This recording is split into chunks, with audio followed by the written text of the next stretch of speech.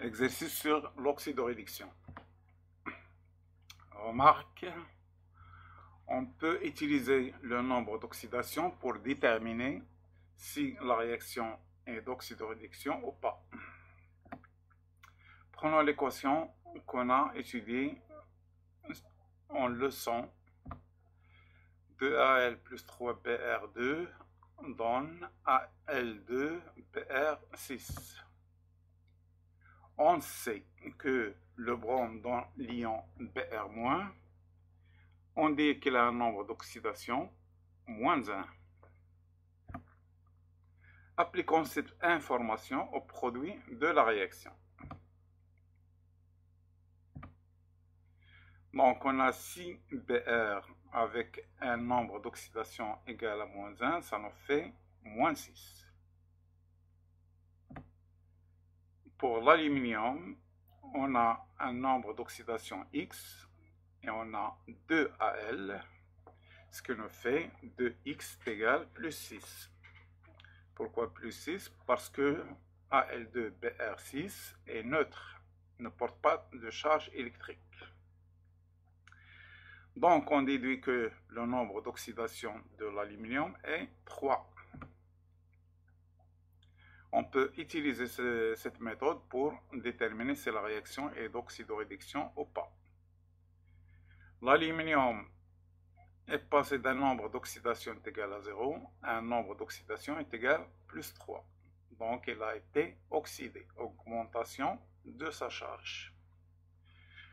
Le Br est passé d'un nombre d'oxydation moins 1, donc il a gardé le même. Plutôt, le Br2 il est un nombre d'oxydation est égal à 0.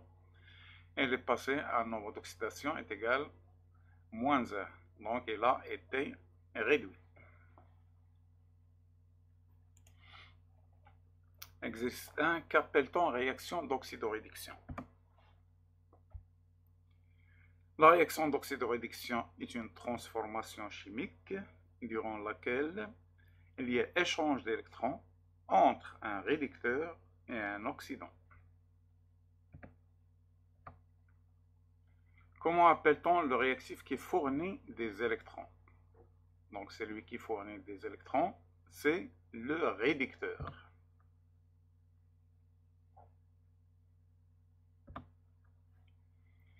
Quelle différence y a-t-il entre un oxydant et un réducteur?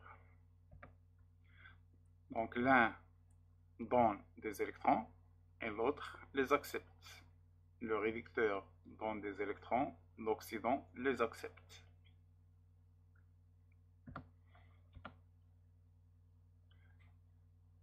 Dans un couple oxydant-réducteur, dont l'oxydant et le réducteur interviennent dans la réaction d'équation. Donc on a là deux couples. L'équation est constituée d'éléments simples.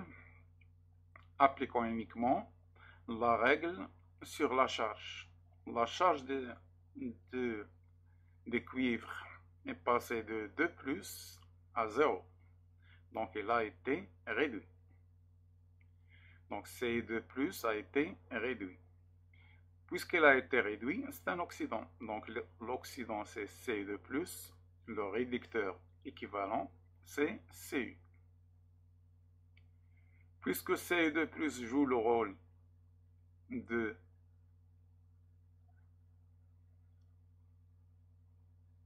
d'oxydant, l'autre va jouer le rôle de réducteur. Donc Zn c'est le réducteur, son oxydant correspondant c'est Zn2+, ce qui nous donne les deux couples.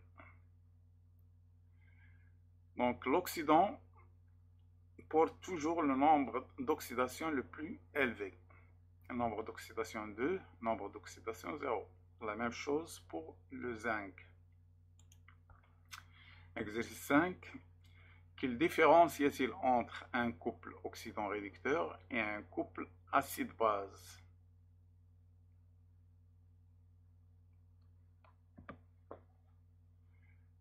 Pour le couple oxydant-réducteur, il y a échange d'électrons. Pour le couple acide-base, il y a échange de protons. Exercice 6. Dans une demi-équation d'oxydoréduction, la forme oxydée est-elle toujours dans le même membre que celui des électrons? Dans un exemple ou un contre-exemple. Donc l'oxydant, c'est celui qui capte les électrons. Donc il se trouve toujours des mêmes côtés que les électrons.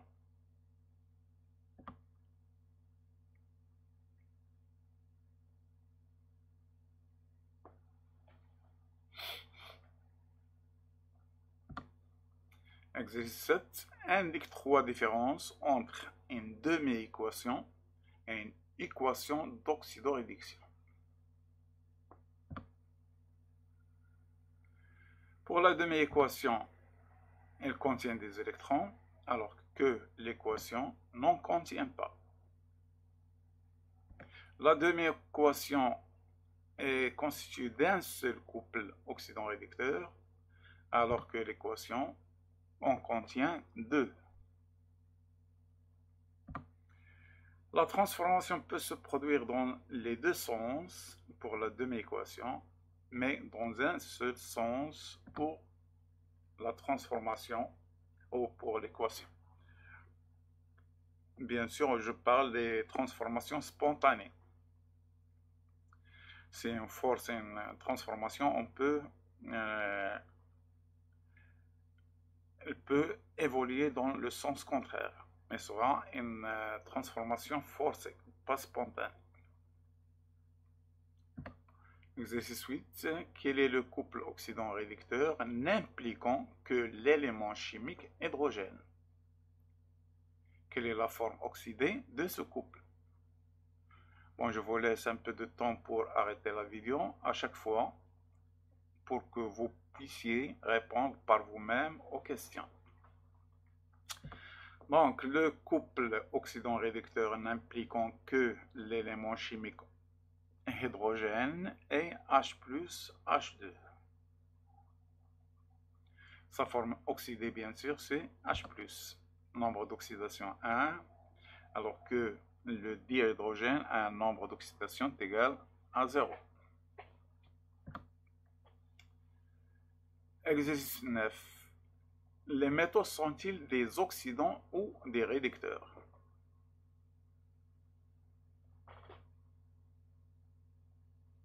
Donc en général, les métaux donnent des cations en libérant des électrons. Donc ils sont des réducteurs.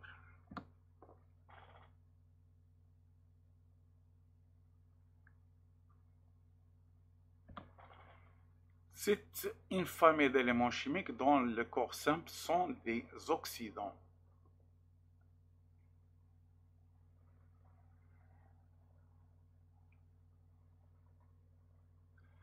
Bon, un oxydant, c'est une entité chimique qui capte des électrons. La famille des halogènes est en général dans des ions ou des anions sous la forme X-. Donc, ils captent des électrons. Donc, ce sont des oxydants.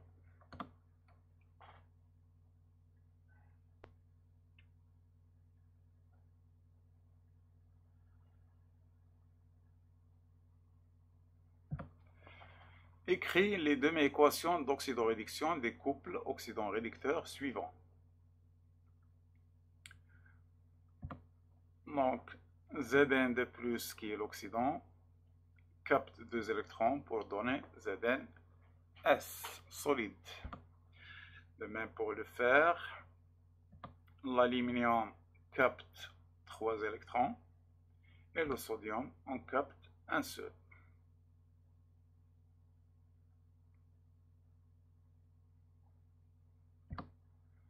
Exercice 12. Écris les demi-équations d'oxydoréduction des couples oxydant-réducteurs suivants. Bon, ce sont des éléments simples. On a l'oxydant capte les électrons et on équilibre l'équation du point de vue charge.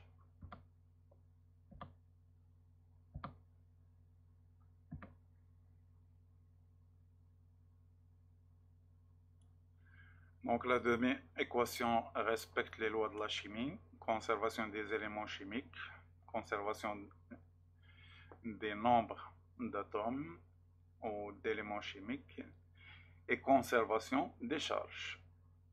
Prenons par exemple la dernière. On a I2, donc on doit avoir 2I. C'est un oxydant, donc il capte des électrons. I2 dans 2I-, équilibre des charges, on a 2 moins là, donc on doit avoir 2 moins ici aussi. Exercice 13, reconnaît les couples oxydants-réducteurs dans la liste ci-après.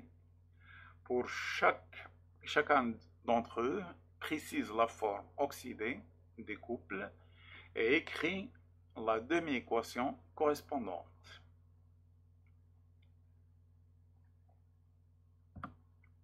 Donc on a 3.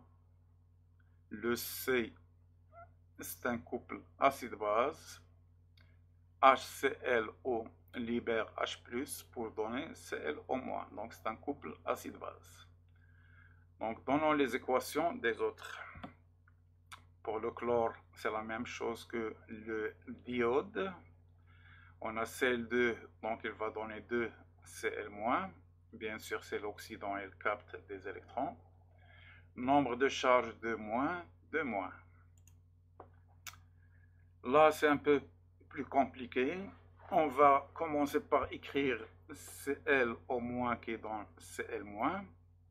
On a l'oxygène, donc en général, ça donne de l'eau. Donc on inscrit H2O. Donc on a de l'hydrogène, donc on doit ajouter des H+. 2 H+. Côté charge, pour déterminer le nombre d'électrons, on a là -1, là 2 plus, -1, ça fait -1.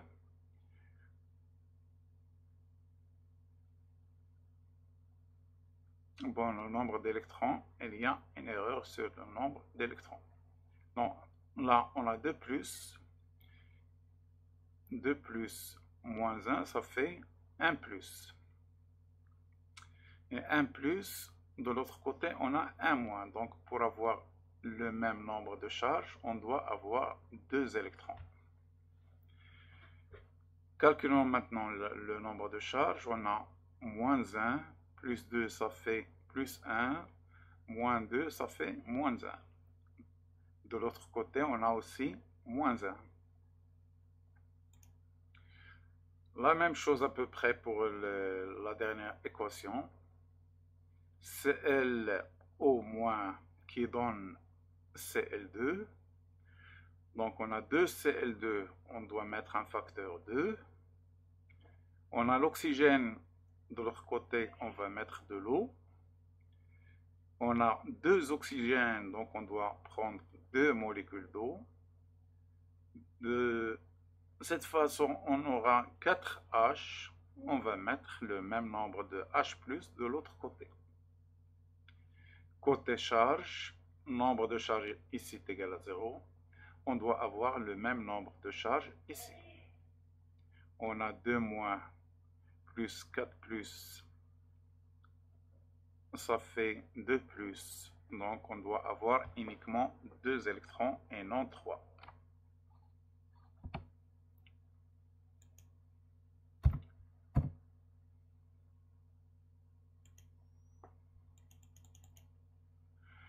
Donc, calculons les charges une fois de plus. On a -4 plus -2, ça fait -2 plus -2, ça fait -4. Avec 4 plus, ça fait 0. Donc l'équation est équilibrée. La dernière, on a dit que c'est un couple acido-basique, donc HClO dans sa base ClO- plus H+. Exercice 14. Reconnaît les couples oxydants-réducteurs dans la liste ci-dessous, dont pour chacun d'entre eux la forme réduite des couples et écrire les demi-équations correspondantes.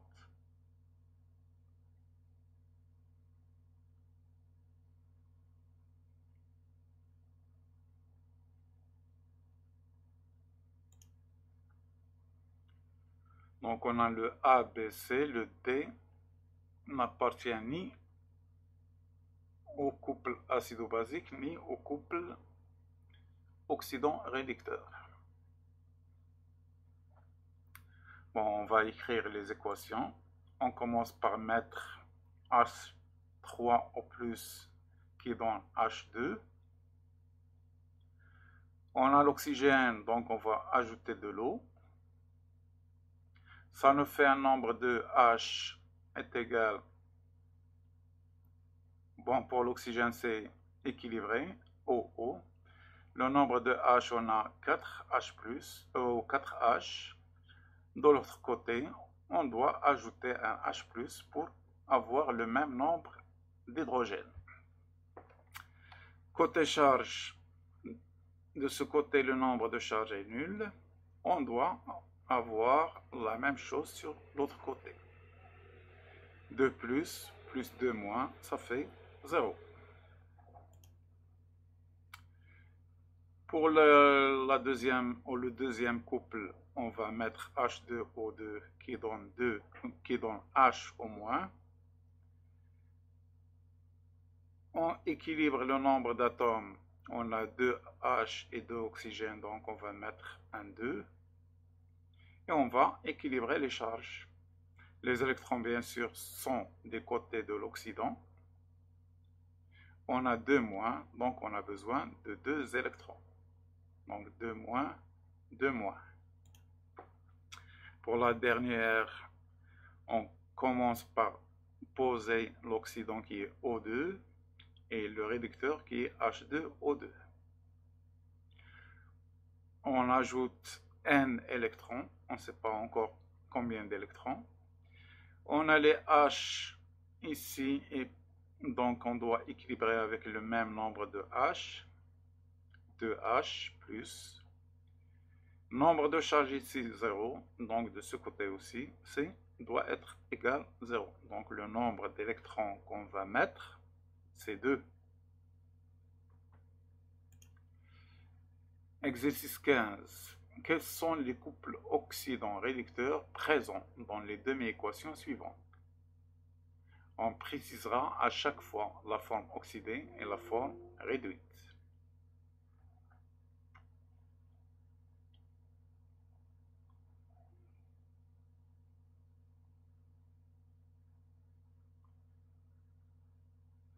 Donc l'oxydant se trouve toujours des côtés des électrons, donc c'est ça l'oxydant. Et le réducteur, il doit avoir quelque chose de similaire avec l'oxydant, c'est Cl2. La même chose là, on a l'oxydant, son réducteur est Cl3+. De même, MnO4-, le réducteur MnO2. NO3- oxydant, réducteur NH4+.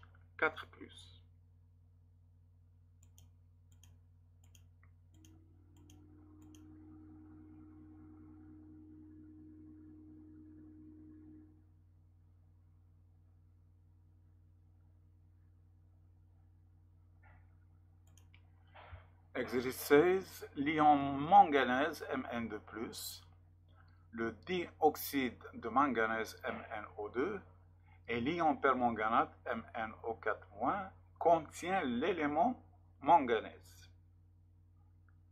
Question A. Constitue tous les couples oxydant-réducteurs possibles avec ces 3 formes de manganèse. B. Dans chacun des cas, la demi-équation d'oxydoréduction correspondante. Donc le nombre de couples qu'on peut former, on va prendre l'un et le combiner avec les autres. Mn2+ avec MnO2 et Mn2+ avec MnO4-. Puis ces deux-là, on va écrire par exemple MnO2 qui donne Mn de plus, ou bien on va déterminer les nombres d'oxydation, qui est l'oxydant et qui est le réducteur. Commençons par le premier couple Mn de plus, MnO2. Le nombre d'oxydation là, c'est visible, c'est 2. Et là, on a 2 oxygènes. On sait que le nombre d'oxydation de l'oxygène, c'est moins 2, puisqu'il donne en général un ion O2-, donc moins 2 pour l'oxygène, fois 2, ça fait 4. Et le manganèse doit avoir un plus 4. L'oxygène moins 4 et le manganèse plus 4. Donc l'oxydant, c'est celui qui a le nombre d'oxydation le plus élevé. Donc l'oxydant, c'est MnO2. Le réducteur, c'est Mn de plus. Deuxième couple Mn de plus avec Mn aux 4 points. Déterminons le nombre d'oxydation de manganèse. L'oxygène, on a dit qu'il donne un nombre d'oxydation moins 2. Donc on a X moins 8 est égal à moins 1. Par conséquent, le nombre d'oxydation de manganèse est plus 7. Donc le permanganate est l'oxydant, Mn de plus, et le réducteur. Dernier couple, on a vu que le nombre d'oxydation de manganèse est plus 4, et là c'est plus 7, donc c'est l'oxydant, et celui-là sera le réducteur.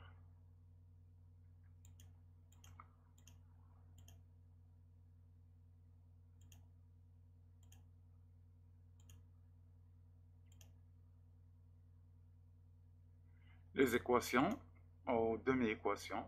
Donc, comme d'habitude, lorsqu'on a un composé oxygéné, il y a production d'eau.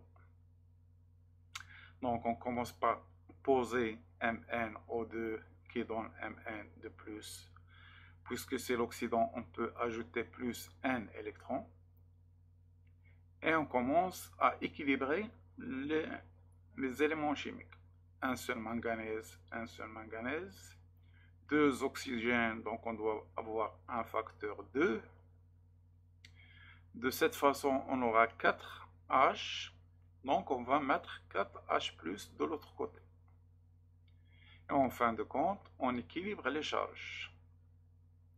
4 H+ plus 2 moins, ça fait 2+. De l'autre côté aussi, on a 2+. Donc celle-là, on a étudié en cours, mais on applique la même chose. Prenons la dernière. Mn aux 4-, qui est l'oxydant, de l'autre côté, le réducteur. Les électrons seront de ce côté, donc on peut mettre N électrons. Équilibrons les éléments chimiques. Mn 1. Oxygène, on a 4. De l'autre côté, on a 2.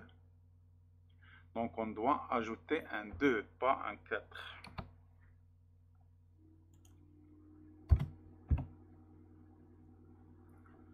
Donc 2. De cette façon, on aura 4 H+, et non 8. Et on équilibre les charges. Nombre de charges sur les produits, c'est égal à 0. Là, on a moins 1 plus 4, ça fait plus 3. Donc, on doit ajouter un 3 pour avoir l'équilibre.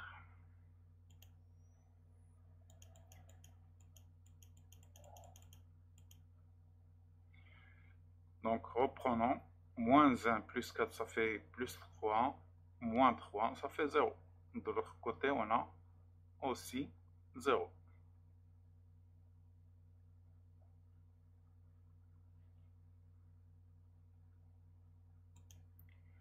Exercice 17. En matière de pollution de l'atmosphère, on appelle NOx le dioxyde d'azote suivant. Monoxyde d'azote NO, dioxyde d'azote NO2, et le tétraoxyde de diazote N2O4 constitue tous les couples oxydant-réducteurs possibles et dans les demi-équations correspondantes.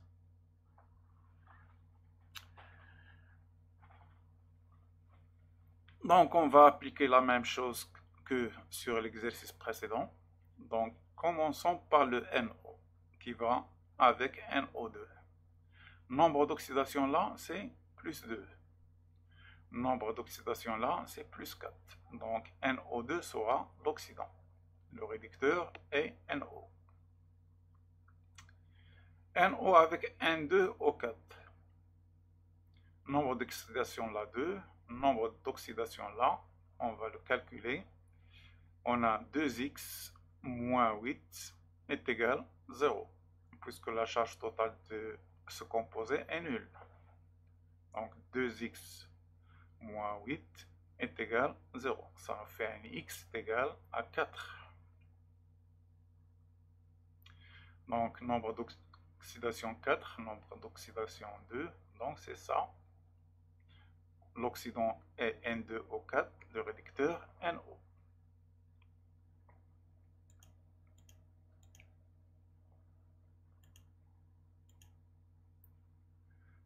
Bon, j'ai oublié un, je pense. Ouais, c'est ça, j'ai oublié un.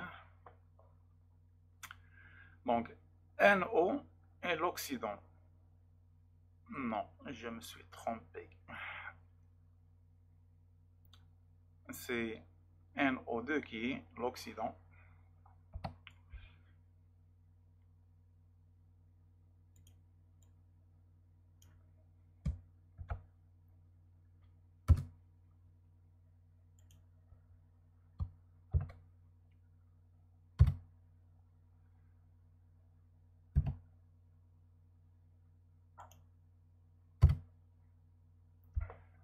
Voilà. L'équation est juste, mais je me suis trompé sur... Donc, je rappelle pourquoi NO2 est l'oxydant et la nombre d'oxydation 4. Là, elle a un nombre d'oxydation 2. Là, c'est juste. Il faut ajouter le troisième. Donc, les demi-équations, on fait toujours la même chose. L'oxydant, j'ai un peu inversé l'équation. L'oxydant, c'est NO2, donc on va mettre à ses côtés un électron, on ne sait toujours pas le nombre. De l'autre côté, on va mettre NO. En équilibre, le nombre d'azote, c'est le même, mais on a un seul oxygène, de l'autre, on a 2 oxygènes. Donc, on va ajouter une molécule d'eau. Puisqu'on a ajouté une molécule d'eau, on doit ajouter 2H+, de l'autre côté pour équilibrer. Et après, on cherche le nombre d'électrons en calculant le nombre de charges. 2 plus 2 moins, ça fait 0. Et de l'autre côté, on a aussi la même chose, 0. Deuxième équation, la même chose, on va mettre N2O4 qui donne NO. On a 2 azotes, donc on va mettre un coefficient 2. On a 4 oxygènes, de l'autre côté on aura uniquement 2, donc on va ajouter 2 molécules d'eau. De cette sorte, on va avoir un 4H+, de ce côté. Le nombre de charges ici c'est égal à 0. De l'autre côté, on doit avoir la même chose. Donc, le nombre d'électrons est 4. La dernière équation, ce n'est pas une réaction d'oxydoréduction. C'est ça, ce n'est pas une réaction d'oxydoréduction.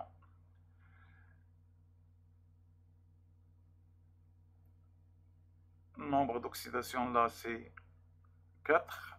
Et il garde la même valeur ici, nombre d'oxydation 4. Donc, il n'a pas été réduit ni oxydé. Donc, ce n'est pas une réaction d'oxydoréduction. Je me suis trompé lors du calcul des nombres d'oxydation. Exercice 18. Le lithium Li réagit avec les ions H+, et se forme des ions Li+, et du dihydrogène. Question A. Dans la demi-équation des couples Li plus Li. Question B. Combien d'électrons chaque atome de lithium a-t-il fourni lors de la réaction? Bon, c'est un exercice simple.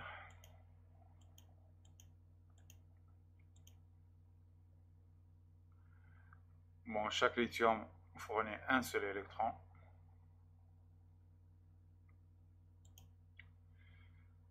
Exercice 19. La grenade métallique de zinc réagit avec l'acide chlorhydrique selon l'équation chimique Zn plus 2H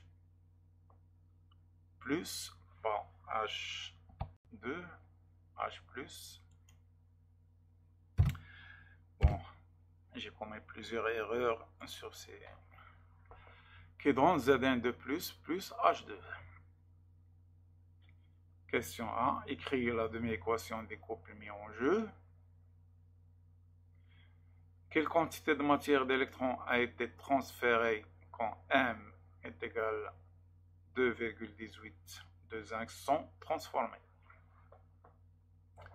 Donc on va avoir une étude quantitative. Il faut avoir un tableau d'avancement. Quelle charge électrique Q cela représente-t-il? D. Compare cet échange avec celle mise en jeu par une pile de 4,5 volts débitant un courant d'intensité 300 mA pendant 35 minutes.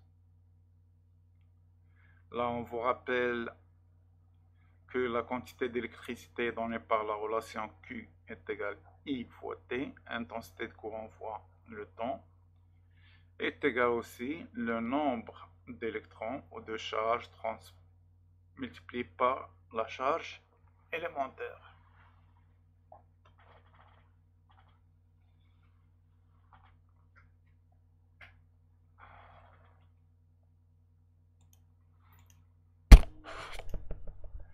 Donc les demi-équations Zn qui donnent Zn de plus 2 électrons, H plus qui capte des électrons pour donner H2. Quantité de matière d'électrons. Donc d'après la demi-équation, chaque atome de zinc libère 2 électrons. Soit le nombre d'électrons libérés est égal à 2 fois le nombre d'atomes de zinc. On sait que N est égal à M sur M, soit un nombre d'électrons est égal à 2 fois M sur M. Et en remplaçant, on obtient nombre ou quantité de matière, donc c'est qui est un nombre. La quantité de matière est un nombre, donc le nombre ou la quantité de matière d'électrons est 8,68 et 10 à la puissance moins 2 mol.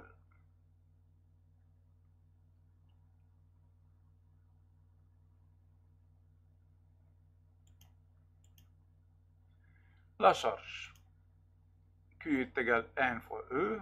N c'est le nombre de charges déplacées. Et on va appliquer la relation N est égal, la quantité de matière est égale à N sur Na. Donc on a remplacé N par la quantité de matière fois la constante d'Avogadro et on multiplie par E. On a toutes les données, donc on peut passer au calcul. Ça fait une charge égale à 63, ou plutôt 83,63 coulombs.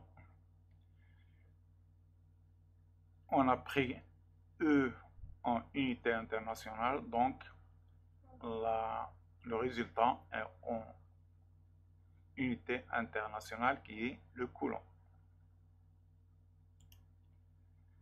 Comparaison des charges, donc il faut calculer la charge donnée par la pile. On a l'intensité de courant et le temps. Et on a 630 coulombs. Pour faire en comparaison, calcule le rapport. Q sur Q' est égal à 0,13. Soit Q est égal à 0,13 Q'.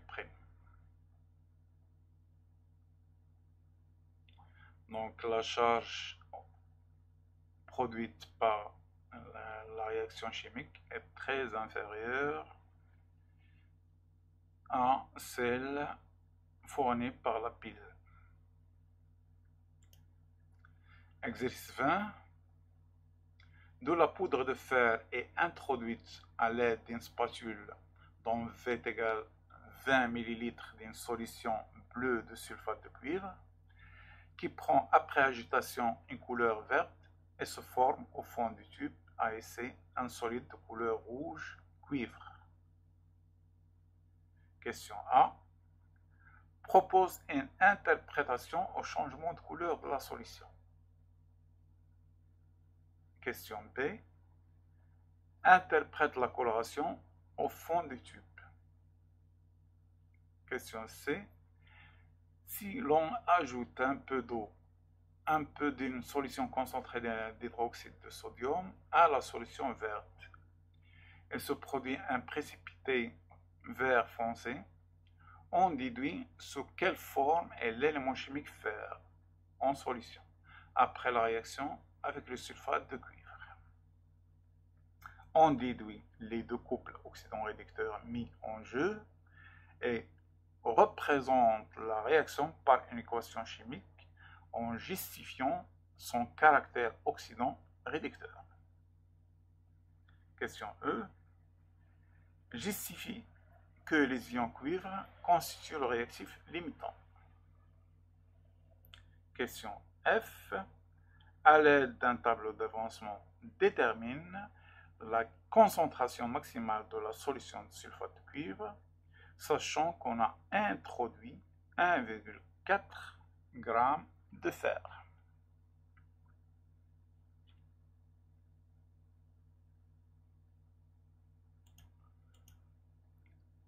Interprétation du changement de couleur. Le changement de couleur indique qu'une réaction chimique a eu lieu. Donc, en général, lorsqu'on mélange des substances chimiques et il y a un changement physico-chimique, on dit qu'il y a réaction chimique. Là, c'est un changement physique. Couleur.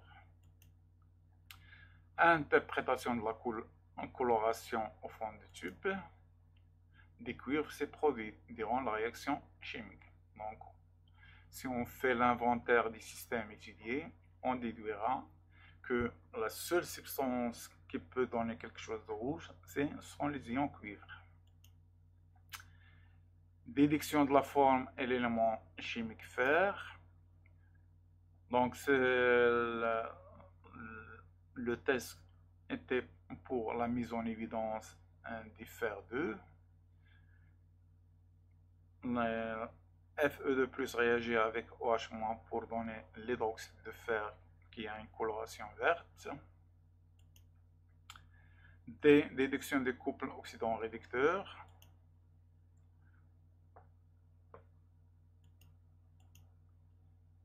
Ion cuivre réactif limitant. La couleur bleue de la solution initiale est liée aux ions cuivre. Donc la disparition de cette couleur implique la disparition des ions cuivre. Tableau d'avancement. Donc on avait la concentration et le volume au départ.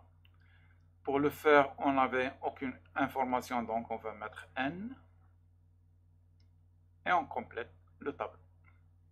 Plutôt, on a une information sur le N. Donc on a calculé le N là, on avait la masse 1,4 sur la masse molaire 55,8. Ça nous donne 2,51, 10-2. On remplace le N ici. À l'état final, on a XX.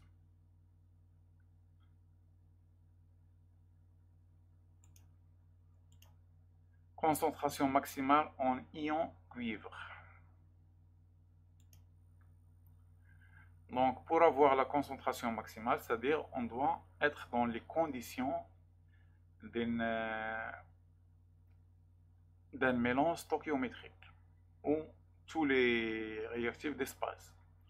Ou au moins, on doit être dans la situation de sorte que C2 plus soit, bon, pour la maximale, pour que le fer disparaisse, on doit être dans les conditions d'un mélange stoichiométrique.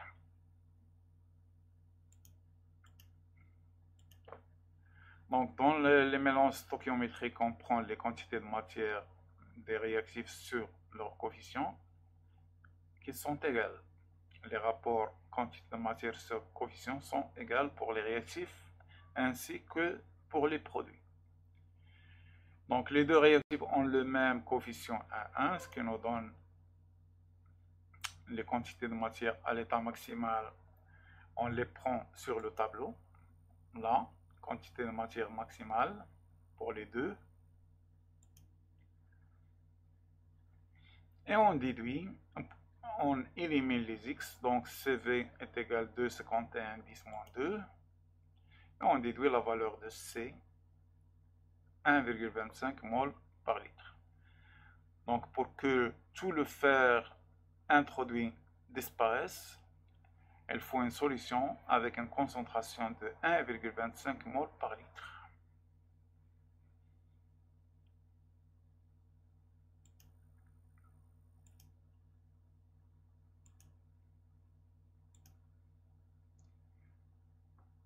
Exercice 21, on ajoute des ions permanganate dans une solution d'ions fer 2.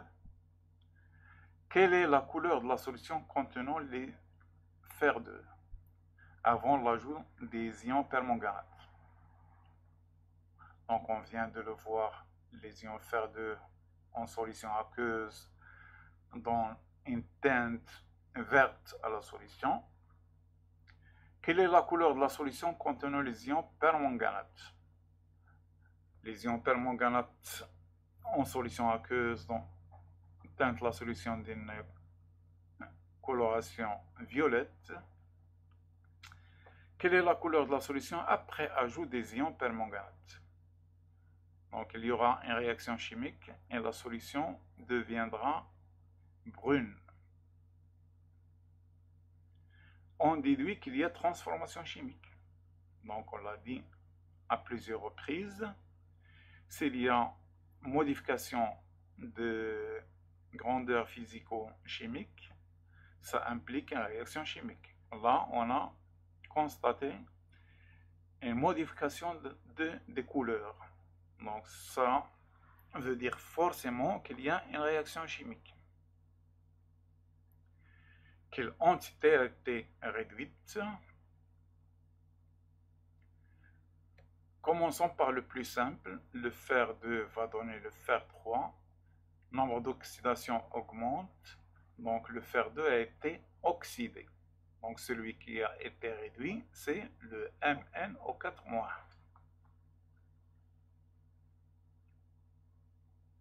Quelle entité a été oxydée? On l'a dit, c'est le fer 2. Écrit la demi-équation de chacun des couples intervenant lors de la transformation chimique.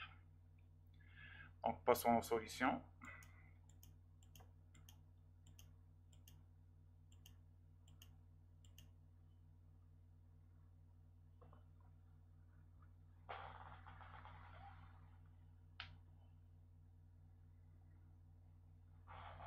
Donc, je vous laisse à chaque fois le temps pour stopper la vidéo.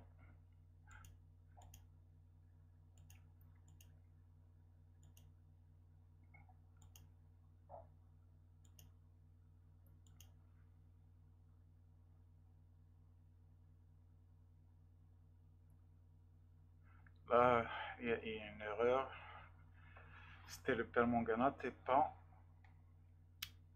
Ou bien, bon, il y a une erreur. Donc il faut l'équation de permanganate.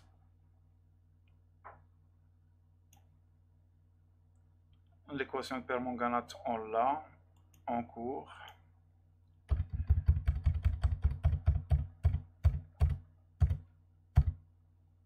Là, j'ai gardé la même équation que pour l'exercice précédent.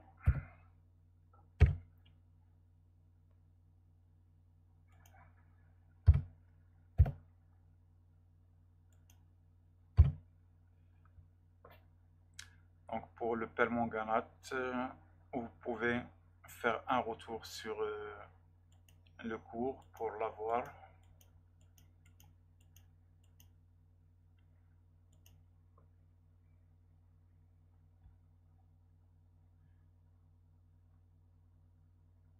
Bon, c'est la fin des cours. Bonne chance. J'espère que j'ai bien expliqué. Si vous avez des commentaires à faire, n'hésitez pas.